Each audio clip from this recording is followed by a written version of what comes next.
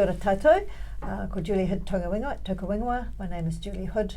I'm a governance and planning consultant, and I'm here to have a chat about the board's role and strategy. I'm going to bring a sport-specific focus, I think, to this. Yep, sport and rec, but also some general principles that are particularly useful for all boards, but mainly my focus is in non-profit membership-based organisations, and specifically now non-profit sport.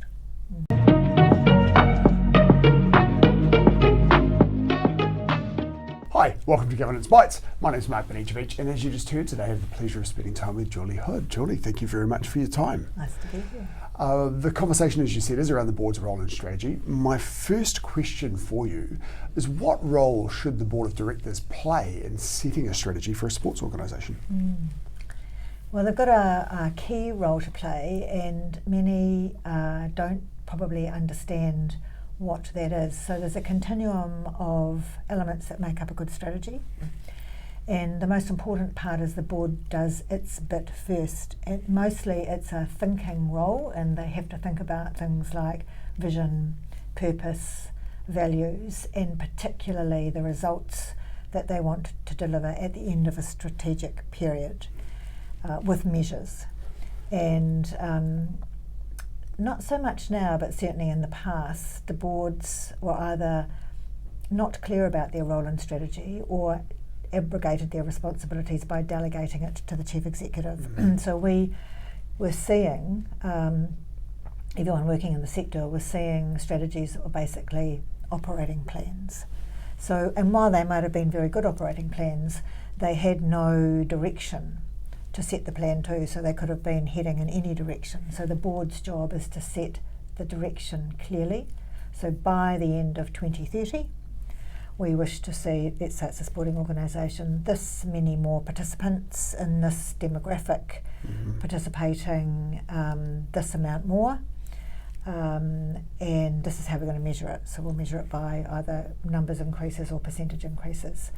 And then if there are organisations that have got a high performance bent, then they'll have a high performance outcome, this many medals, this many PBs, and they make it very specific, as many measures that can be quantitative rather than qualitative. Yes, you want to know when you've met it, right? You do want to know when you've met it, and most importantly, the chief executive needs to know where he or she is heading with the initiatives that they're going to develop to get there, and measures like that are really helpful. Yeah.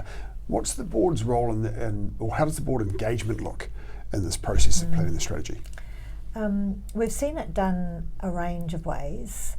Some boards, particularly if the board members are really familiar with the sector, and there are a number of elected members who can bring grassroots experience, can set the top end of that strategy. There's a range of names. We tend to call it statement of strategic direction, statement of strategic intent. They can set the bones of that themselves, and then use that before they start so they do the what and the why, and before they start thinking about the how, they can go out and canvass widely with their stakeholder groups, typically members. Yes. Especially if they're in a federated structure, because there's an opportunity then for everybody to play their part into the end results for the game. We are seeing some sports now setting whole of sport targets, and then together with their membership associations, they all line up to the same target and do their bit. Yes. And we've also seen organisations that have done the stakeholder engagement first. So had a wide canvassing with the stakeholder organisations to get a feel for where everybody is, what the issues might be, where the strengths and weaknesses are, and then build it from the bottom up. One of the risks of doing that is that you can end up with a shopping list of things that everybody wants you to deliver and you can't. But if you're applying a Te Ao Māori lens, then that is definitely how it's done. Wide stakeholder engagement, and then together it's built up to the more specified high-end results and measures. Right. What are some of the misconceptions that boards have about their role and strategy? And what are the potential pitfalls of the misunderstandings? I think there's quite a lot of disagreement between the board and the chief executive about the component parts that they each do, and I think the boards are not typically clear. Many boards, many people, when you talk about results or outcomes, nod knowingly, but when you ask them to set an outcome, they typically set the ways and means to get there rather than the outcome. So there's not a clear understanding of what an outcome-based measurable strategy is and how to set an outcome with measures that is in fact an outcome with measures. And I think if boards, I'm digressing, but if boards don't do that, then they do end up diving into operational busyness and winding the chief executive up. So not really knowing their role and not really understanding what each component part is, and getting confused about the difference between the results or the outcomes and the initiatives or the projects or programs that get them there. Because we want to do stuff, so boards tend to dive into that bit. And you've got an additional challenge often in sports organisations, as you said before, where some of the board members, or in some cases all of the board members, are passionate participants as well, so they tend to dive into those details a lot. And another thing I find in sport, particularly in New Zealand, probably overseas as well, I just don't have the experience there, is that we have this really wide continuum of maturity levels in sport. High-end sports tend to have a lot of support and a lot of maturity, and then when you get down into the more minor sports, they're kind of catching up, I think, in many cases. How can the organisation collect these diverse perspectives? You've talked a little bit about this before, but you'll often have various stakeholder groups. Memberships is just one. So during this process of strategic planning, how do they ensure that all the stakeholder voices are heard? Well, the thing about strategies I find is whether they're the board's part or the chief executive's part, is often they're done in a rush.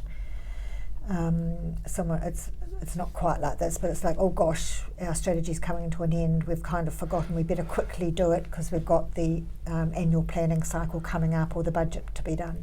So I think the most important thing is to give yourself at least 6 months, and I would argue 12 months, to start planning the process. Who do you want to have involved? At which point do you want to engage? Who? For what? And get a proper plan in place, and have someone around the board, ideally not the chair, because they've got a pretty big job anyway, to lead that process with the chief executive as the main advisor, but also making sure that the chief executive understands that the first part will be for the board, and they then can agree who will engage with which stakeholders.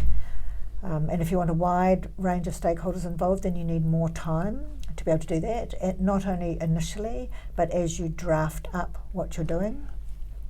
The engagement takes place through the whole thing. And in a federated structure, if sports are going to have, say, a whole of sport, if the national sporting organisation is going to have a whole of sport view, like a framework, this is where we're heading for participation and winning, and everyone else is going to develop their strategies to line up with that, then you need constant engagement because people have questions, you want to get refinements done, so lots of time. And I think a year, I'm just doing one now for a regional sporting organisation, and we started 9 months ago, and we'll finish it in December. And it's allowed us to take our time. We've had a look at values along the way, we've refreshed those, so you're not in a great rush, and the chief executive in the meantime has got an operating plan and an annual plan that they're delivering, so there's no great drama. There has to be some importance in setting a fair amount of budget aside for this too, right? Because you've got to get a lot of face-to-face contact, you bring people together, so there'll be a fair amount of cost which will be harder for some organisations than others. Well, I'm doing one at the moment that's all online. So, and I'm giving my time pro bono, so the only cost for the board will be time to think and review documents. And then the other end of the scale is that you pay for a facilitator, and you have face-to-face sessions, and everyone has to rock up to those. But I think there are ways of doing it that are pretty cost-effective, particularly if you can plan well which is what we've done for this regional sport organisation I'm on, and we diary time in each board meeting. So we're not having separate meetings. Right. We're having one or two separate ones, but we bring it to the board meeting. And given that the board's role is to think about the future and carve out time in their agenda to do that, then it's a natural place for it to sit. So it's not like an imposition. Right. How can the board then ensure that the strategic plan aligns with the organisation's values and their purpose and the needs of the organisation? So how does that strategic alignment happen? Yeah.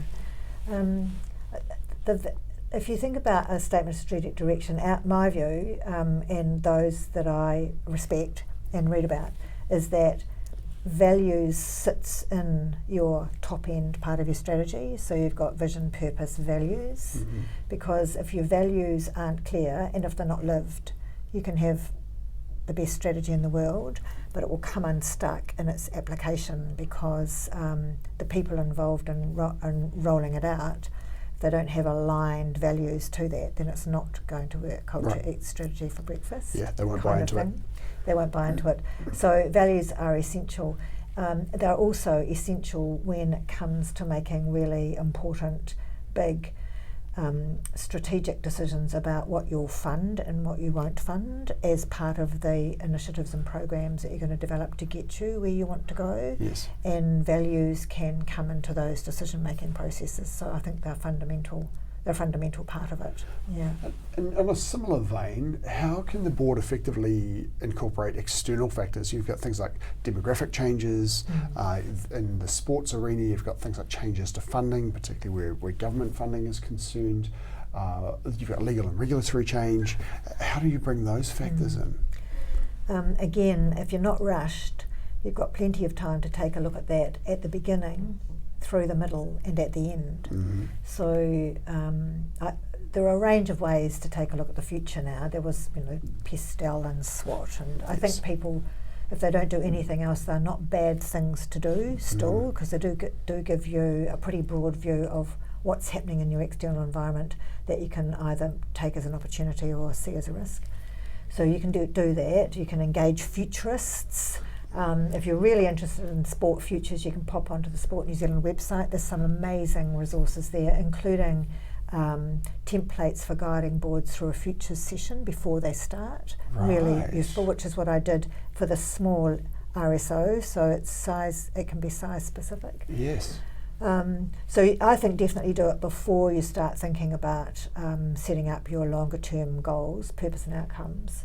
But I think the other opportunity is once you've got those outcomes locked in, and before, what organisations typically do is that they get this lovely framework all developed, and then they bolt in what they're already doing into a new revised strategy. And the risk of that is that, if you always, what is the expression? If you always do what you've always done, you'll always get what you've always got. Right. So my view is that you pause there and then have a good look, almost start a blank sheet of paper. If we didn't have a plan at the moment and we want to get there, what could we do? What new things could we do? Who could we partner with? What are other people doing that's been successful? And create your plan, your operating plan, and then your annual plan from scratch. And then take a look at what you're already doing and decide what you might bring across or stop doing. Right. Yes. And doing another external review of the key opportunities and threats and how you might leverage technology, for example, to turbocharge your strategies. It's a good time to do it there, I think. Okay. And once the strategy is in place, what's the board's role in ongoing monitoring and so forth? Yeah. Well, it's not to be put on a shelf, is it? And some are. Yes. So when the board develops their annual board calendar, it's got a really great opportunity to implement into that calendar at least a look at each outcome once a year. So let's say the outcome is more people participating. Then and let's say they're January to December. In March, they can take a look at participation, and the chief executive knows, so that the chief executive can bring the relevant information to the board about how that outcome is tracking. not the busyness that they've got going on, but what's getting in the way or what's going well. So the board can then adjust strategy. Well, actually, that project's a waste of time. Let's stop it and do something else. They have those decisions. So every outcome should have a deep dive. And every board paper that's brought to the board should be in the context of one of the outcomes. Right. And the chief executive's key performance agreements should be in those outcomes. So rather than a chief executive having a 3-page KPI document with complex measurements about how they're going, you could arguably say, deliver the statement of strategic direction, year 1, 2, 3, 4, comply with policy. Be nice to people. That's about it, really. Yes. Stick with our values. So it's a powerful, powerful document, and it's particularly powerful for organisations who want third-party funding, because they can take it to someone and say, "This is what we're going after. Are you keen to have the same result? Happy to take your funds to help us." So it's a great document. Yeah, great. How can the board then ensure that it dedicates sufficient time and attention to strategic discussions in their ongoing board meetings? You tend to get a lot of organisations, particularly when you've got an experienced board or a board that doesn't have a lot of governance background, a lot of operational stuff gets pushed in. So how do you lift that focus up to strategy? Well, I think in the first instance, board members need to get some training and some education on how to structure up a board meeting well.